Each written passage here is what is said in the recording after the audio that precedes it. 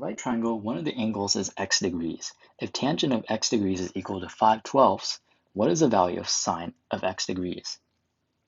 To do this problem, let's remember SOHCAHTOA. This is an acronym that we can use to remember what sine, cosine, and tangent all represent.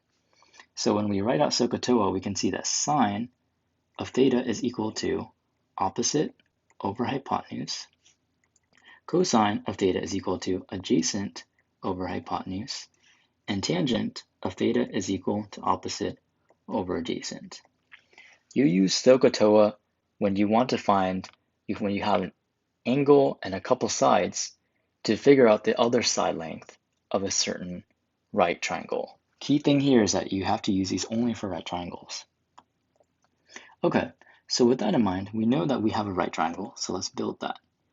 Right triangle, and then we have tangent of a degree that's not the 90-degree angle, obviously, so let's just choose this one, is 5/12. So we know that tangent of any degree that's not the 90-degree is 5/12.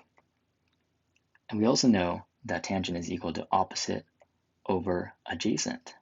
So therefore, if we take this angle right here, the opposite, which is opposite from this angle, would be this side, so that'd be 5.